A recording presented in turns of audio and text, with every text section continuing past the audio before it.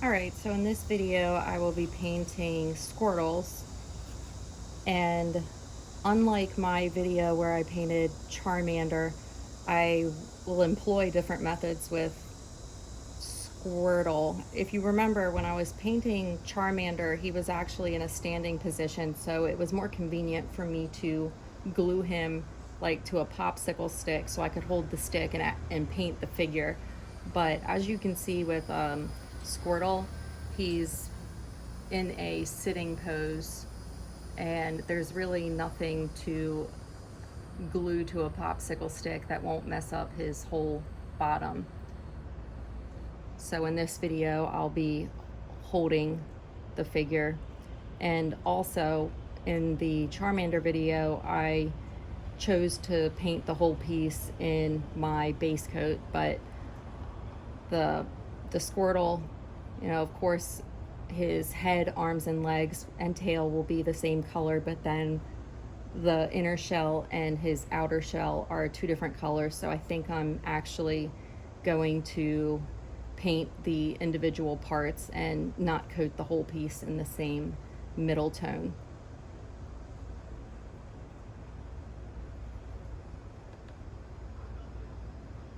And in this video's description, you can see all the paints I'm using, and if you have any questions, just ask.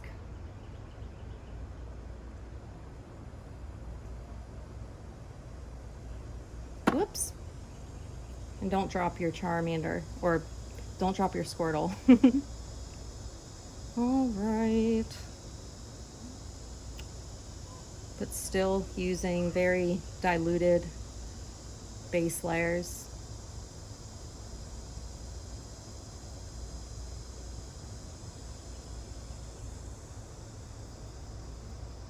And no matter what size piece you're painting,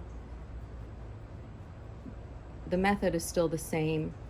You use a bunch of diluted thin washes and layer up your base coat to prevent kind of boogering of the paint and creating texture, which you don't want. You can give the illusion of texture with the paint by creating, you know, different variants and shadows and highlights, but you don't need to actually create physical texture.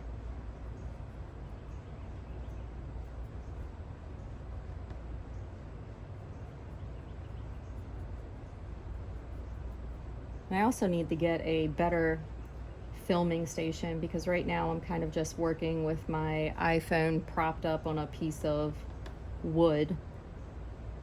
I don't even have a tripod to hold my phone. I don't know, so if anybody has any recommendations for filming and such, and what methods they employ to manage their camera, I am all ears.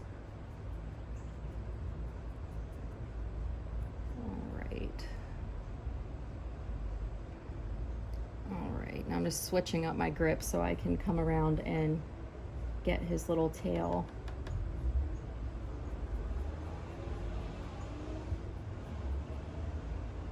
And I've also experimented with wet sanding my pieces before coating them with spray primer. And the sandpaper I use is, let me get a piece. It's wet dry sandpaper. And the grit I use is, I've got some, looks like 2000 and 3000 grit. 3000 grit's the best because the changes are, or the sanding rather, is smooth and doesn't create a texture that needs to be polished or buffed out. So you have to keep that in mind as well.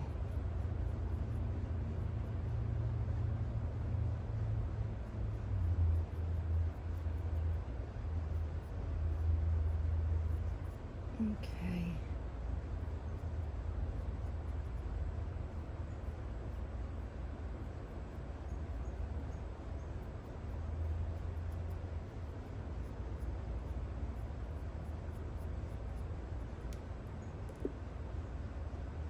All right, so your first base layer should look something like this. And do not expect full coverage at this point. If you have full coverage, you've used too much paint. So I'm gonna go ahead and pause the video now and let this coat dry before applying the next coat.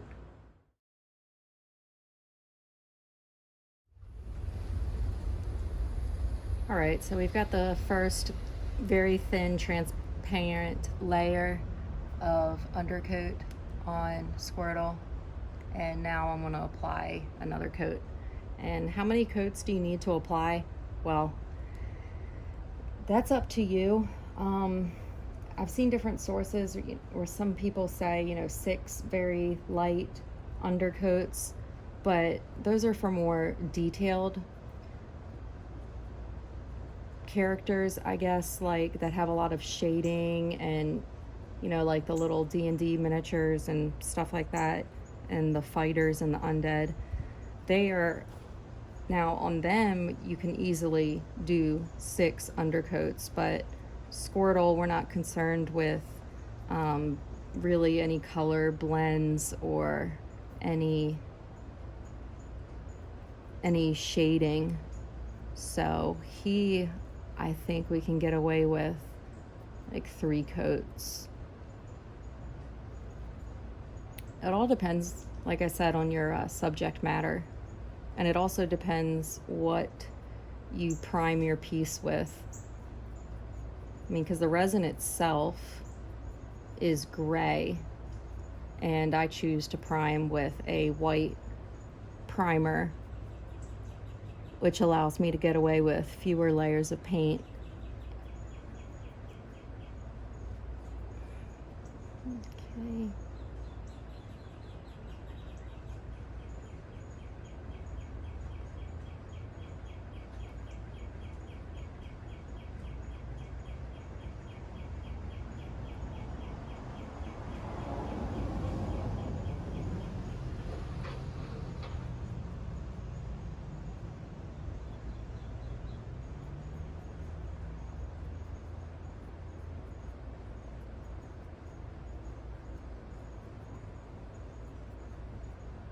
And at this point, the paint dries so quickly that you really can't, paint in the lines per se.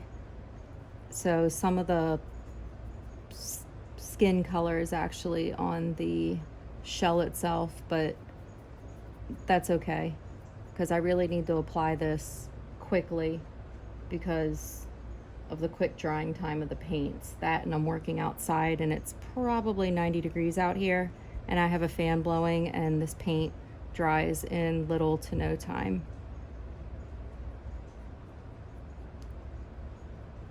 But sure, I mean, if you paint inside where there's no humidity and you're in AC, you could probably get away with taking more time to make sure that the color is staying where it needs to be.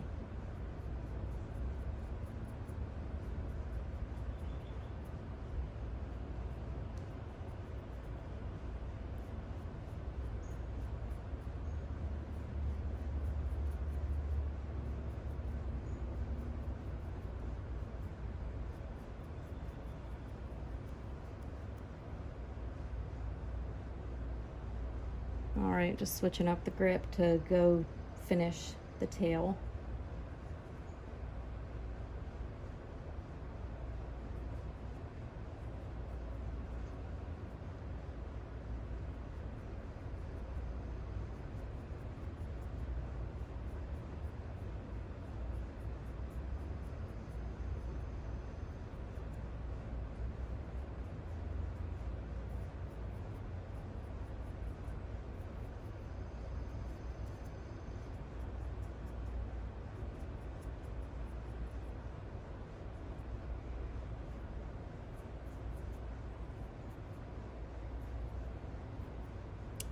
right, and that is the end of the second coat.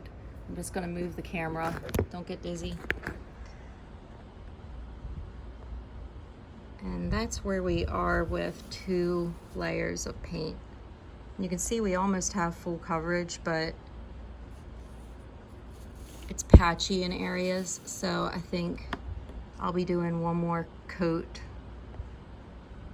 and then moving on to the shell. All right, it's time for the 3rd coat of paint on Squirtle, and then we're gonna move into painting his shell.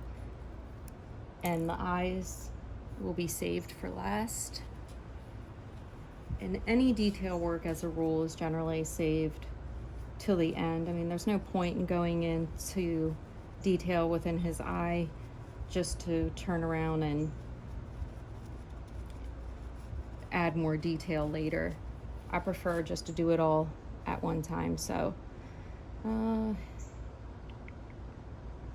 right, he's almost got full coverage, so this will just be a really thin coat.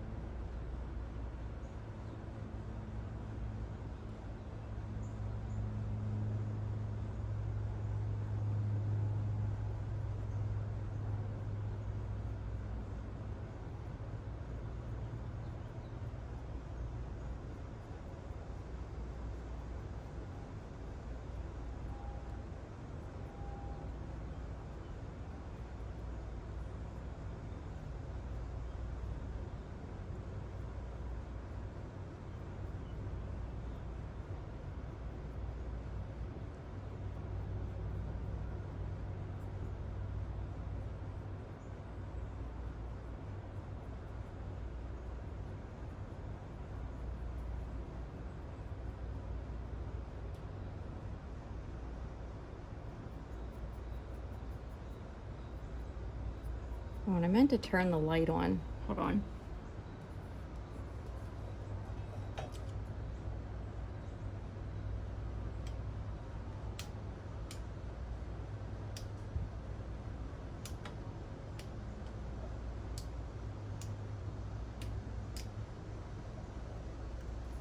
Ha! Let there be light.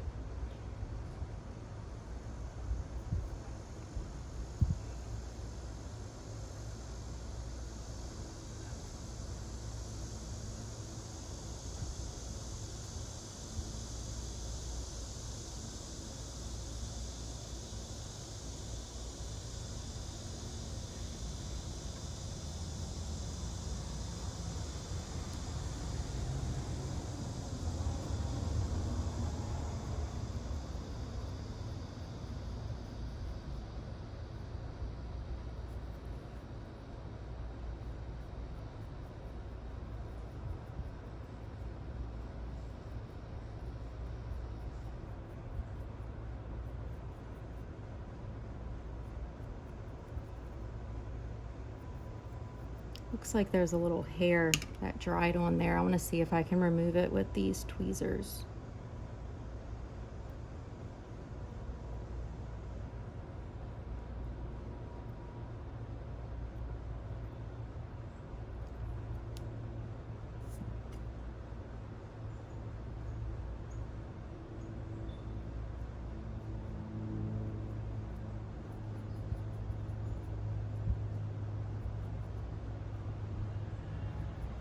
And I don't care where you paint, whether it's inside or outside, I am constantly picking stuff off my pieces.